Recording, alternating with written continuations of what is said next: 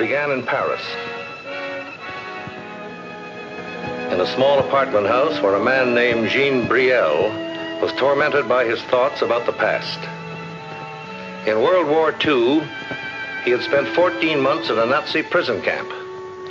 And according to the story, he had been beaten mercilessly and tortured until he had made a confession. A confession which cost 11 other prisoners their lives.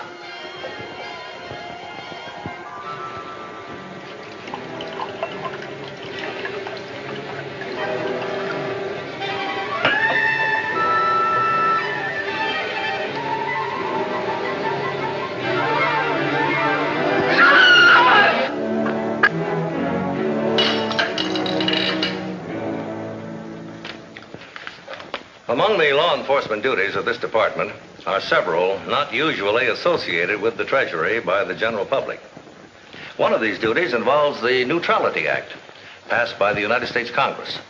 This statute provides that no American citizen can export arms or strategic materials to foreign countries unless a license has been obtained from the Department of State. And now in my role as Chief of the Division of Investigations, United States Customs, which is charged with the enforcement of that statute, I'd like to tell you the story of a man who violated it. A man who would sell anything for a price, including his own country. This is Treasury File 4286, United States Customs. The case of the Iron Curtain.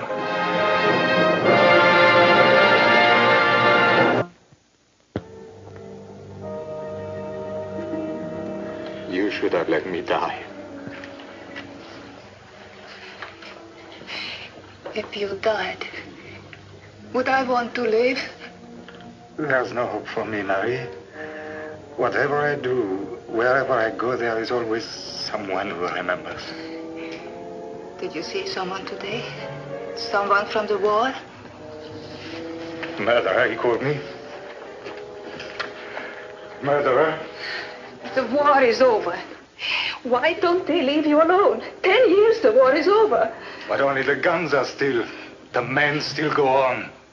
And there were so many men in that prison camp to remember what I did, Mary. I can never get away from them. Murderer, he called me. Murderer, murderer. Jean, it's not true. You're not a murderer, Jean. How can I know who I am? Or what I did? Oh, Marie, that prison camp was like a nightmare. Oh, Jean. Mon cher. You must forget. Forget. Forget that 11 men died because of what I did? 11 men, Marie. Riddled with bullets because they tried to escape and they never had a chance. Because I told the Nazis their plan. I informed on them. Oh, but I won't believe it. It wasn't you. It was someone else who informed. Who? I was the only one they questioned. And for 3 days they had me in that room, torturing me, hammering at me till I was out of my mind. I had to tell them. I'll never believe that you did, Jean. I'll never...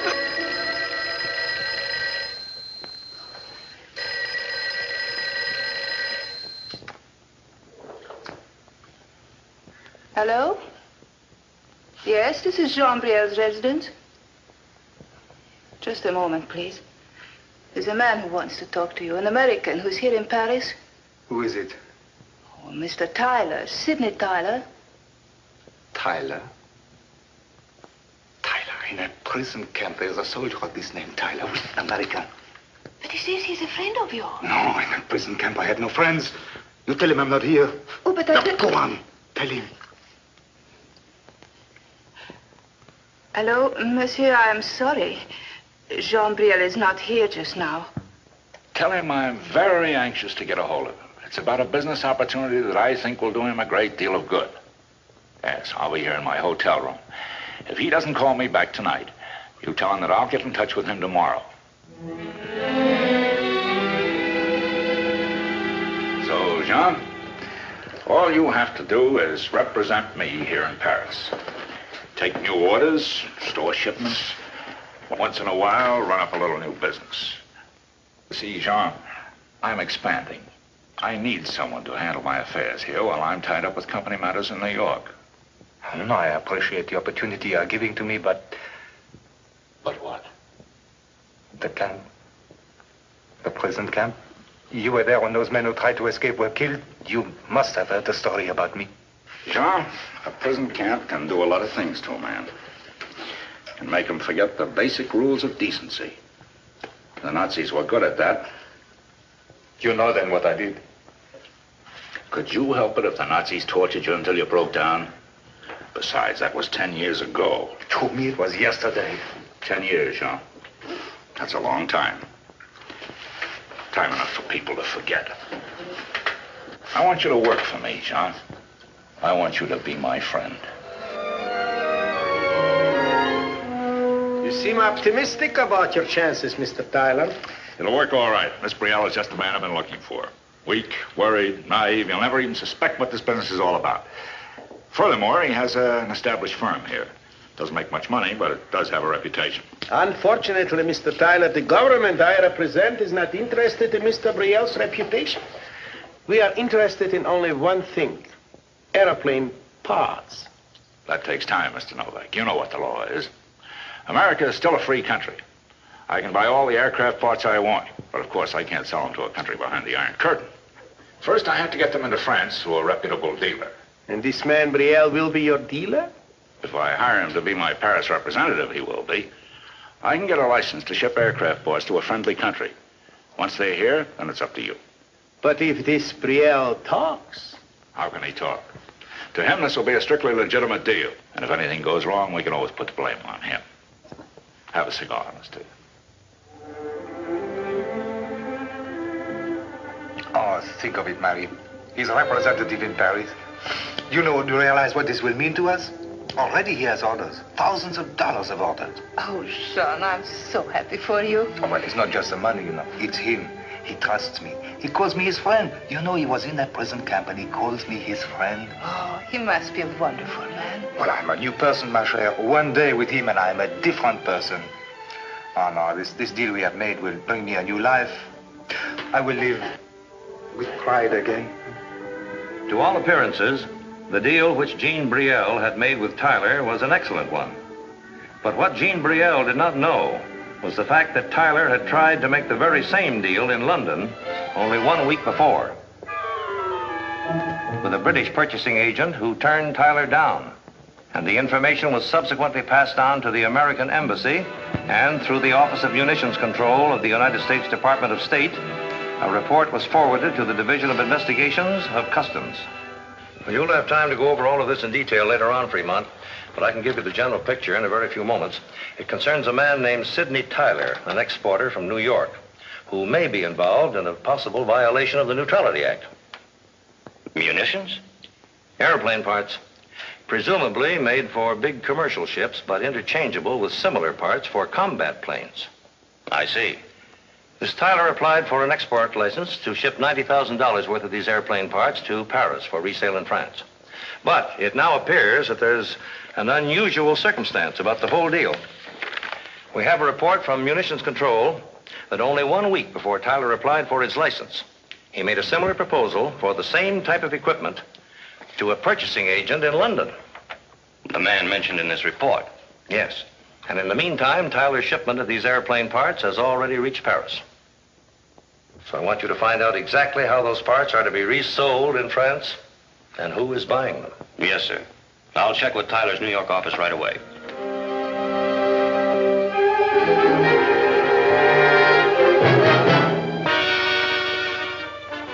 I don't understand why you wanted to question me, Mr. Fremont. All the information you want is right here in my application for an export license. Well, I was just checking, Mr. Tyler.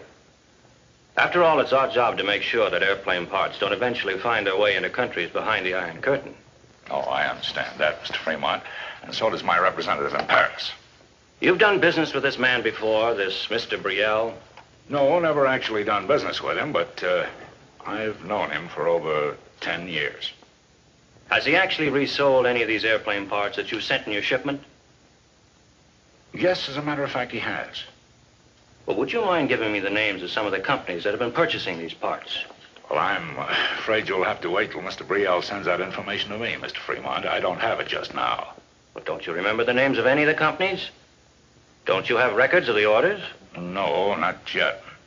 I tell you what I'll do, Mr. Fremont. I'll send you copies of them as soon as I receive them from Brielle. All right, Mr. Tyler.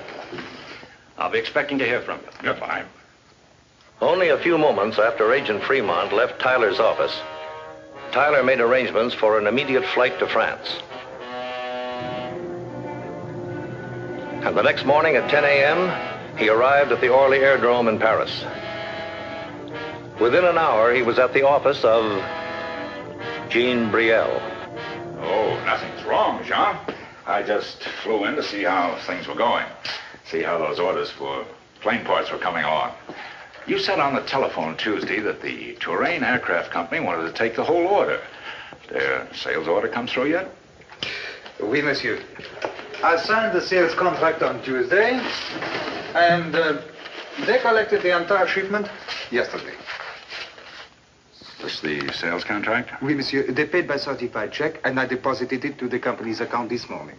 Well, I'm glad our little business arrangement is working out so well.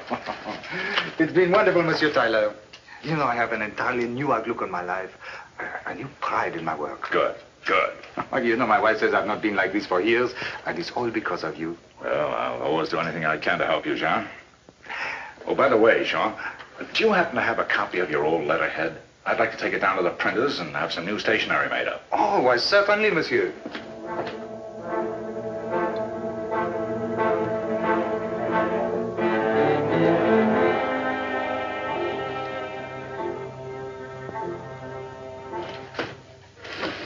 I probably won't be in again today, but I'll certainly drop by before I leave for New York. Meanwhile, I want to thank you, Jean, for the excellent job you've been doing. Oh. Thanks. Thank you, Monsieur Tyler. Convinced that Sidney Tyler had been withholding information from the Treasury Department regarding the shipment of airplane parts to Paris, Agent Fremont was sent to Paris, where he could investigate the eventual disposition of the parts and the representative who handled them, Jean Brielle. I checked that the shipment of airplane parts myself, Monsieur Fremont. I know that all the customs regulations were complied with. Well, we're not questioning that, Mr. Brielle. We're interested in what happened to the airplane parts after they reached you. But I just told you they were sold. To the Touraine Aircraft Company, is that right? Oui. May I have their address, please? We'd like to know exactly who's going to use them and for what purpose. Now, I have a list here of all the aircraft factories in France, but the Touraine Company doesn't happen to be among them. Perhaps your records of the sale would be of help to me. Would you mind letting me see them? Why, no, of course not. I would be glad to cooperate with you in any way, monsieur, but I can't think why the Touraine Company would not be listed in the... That's strange. What's the matter? The records, they're not in the files. No record of the order or the sales contract? I can't seem to find anything. What about the delivery receipts from your warehouse? Nothing. Nothing is here. Well, surely you must know where the company is. Where its Paris representatives have their offices. One moment, monsieur. Oh, I know I have the card of the purchasing agent somewhere. Oh, monsieur, I hope you don't think that I would deliberately... Well, there is the card. You see, their offices are at 39 Rue Daville. Thank you. Now, I'm sure they will have copies of the records which you require. But just to make sure that they will give you the information, I will come with you, huh? All right, Mr. Brielle. Suppose we go along right now. Oui, monsieur. Accompanied by Jean Brielle, Agent Fremont left immediately for the address printed on the business card, which had been left by a representative of the Touraine Aircraft Company. But upon their arrival at the firm's office, the two men found that the Touraine Aircraft Company no longer occupied space there. As for its new address, there was no information available. Upon proceeding to the trucking concern, which Jean Brielle claimed had picked up the shipment for delivery to the Touraine Company, Agent Fremont received information which threw suspicion on Brielle himself. For the dispatcher at the trucking concern claimed that his firm had never picked up or delivered such a shipment. The mystery surrounding the Touraine Aircraft Company was further heightened as the result of a visit to the bank on which the check for the shipment had been drawn. The Terrain Company did have an account here, but they drew only one check on it, the one to Brielle's firm, and then closed the account. This is not as it seems, Monsieur Fremont. I knew nothing of the Terrain Company. I simply acted in good faith. Like selling them $90,000 worth of airplane parts without knowing anything about them? Didn't it occur to you that they might be a front for some country behind the Iron Curtain? No, I would not sell to an enemy country. I would not sell out my own country. You think I'm a traitor? I don't think anything, Monsieur Brielle. I just want to know what happened to those parts. But I've done nothing wrong. I had nothing whatever to do with it. I relied on Brielle completely for the contacts, the negotiations, and the eventual delivery. And you think it was working directly with a foreign agent to obtain these airplane parts for some country behind the Iron Curtain? Well, I wouldn't want to accuse him of anything like that.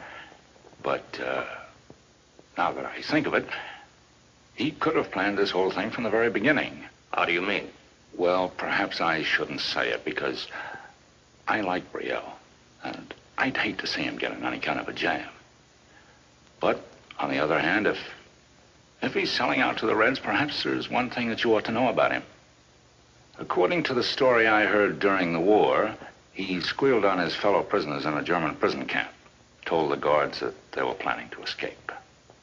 And what happened? 11 men were killed. All right, Mr. Tyler. I won't take up any more of your time. Not at all, Mr. I appreciate your cooperation. Yes. Calling from Paris. Yes, put him on, please. Hello, Fremont. Well, how's it going? I see. And the Terrain Company was just a dummy setup to get hold of those airplane parts. Yes, sir. I've requested assistance from the French police, and they've already started an investigation of Brielle. But oddly enough, my feeling is he may be telling the truth. Yes, sir, I know everything seems to be stacked against him, but I think that's why he's being used as a dupe. By Tyler or a foreign agent. All right, keep working with the French police, Fremont. And if Tyler seems to you to be the one who's behind all this, put him under surveillance. It's just possible he may contact the man he's really working with.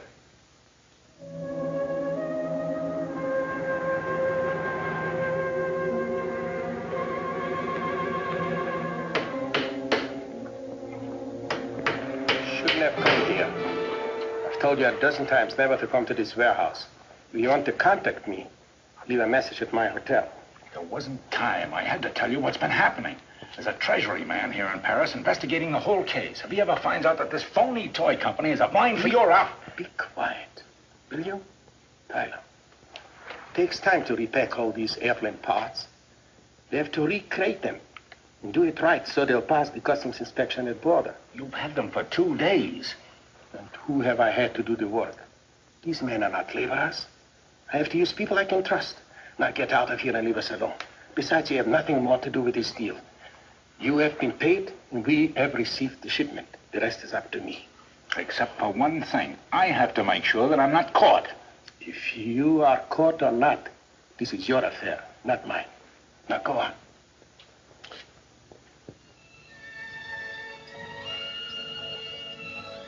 The surveillance of Sidney Tyler led Agent Fremont to the first important clue in the solution of this difficult and complex case. The fact that he had visited the warehouse of a company known as the International Toy Company was immediately reported to the French police, which had long suspected this organization of being a front for a group of international operatives. Although there was not sufficient evidence to obtain a search warrant at this time, both the warehouse and the company offices were placed under surveillance. It's like a nightmare, Larry. The whole thing is like a nightmare. This American agent thinks I've been selling these airplane parts to the communists. He thinks I'm a traitor. But there was such a company, Jean. There was a Terrain aircraft company. No, it existed for only one purpose, to obtain those parts. It was all a plot just to get those parts. And they will believe that I was in on it, that I deliberately sold to a fake firm. Jean, you did nothing wrong. They cannot blame you for it. Blame? Blame? No, It will be like that prison camp again. They will say I'm a traitor, a man not fit to live. John, I'll die when I hear you talk like this. Don't say another word. But what will I do, Marie? They won't believe the truth. The order for those parts came directly to me. Even Monsieur Tyler doesn't know the Touraine Company. But Monsieur Tyler knows you, Jean. He will help you. He's the only one who can help. No, you've got to help me, Monsieur Tyler. You've got to tell him it wasn't my fault. Wasn't it? You know, I've had you all wrong, Brielle. When I appointed you my Paris representative, I made a big mistake. But it wasn't my fault.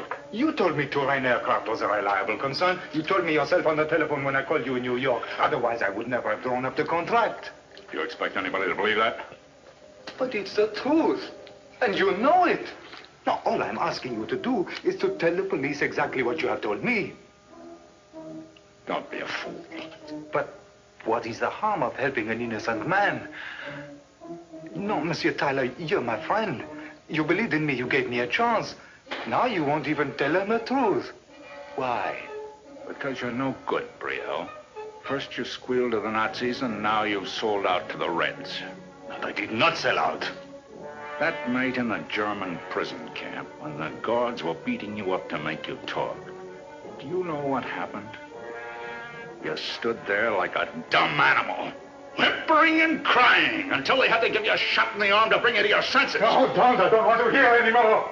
That's what you said then, and that's what you kept saying.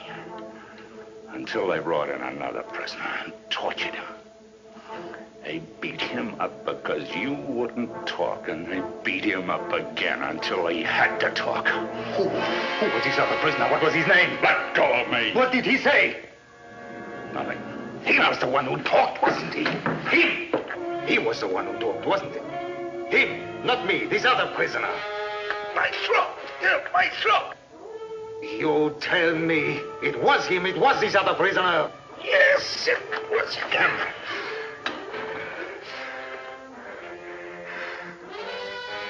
It was you.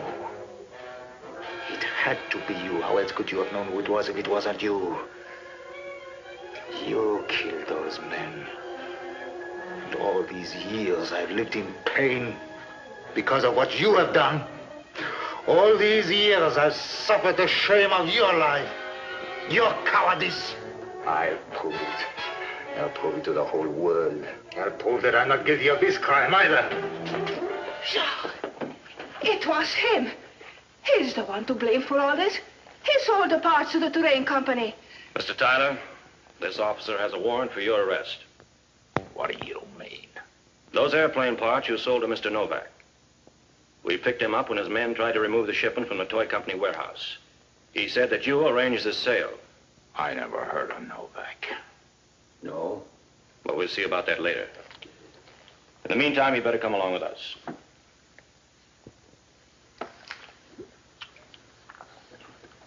You better come along too, Mr. Brielle. We'll need you for questioning. Oui, monsieur, of course.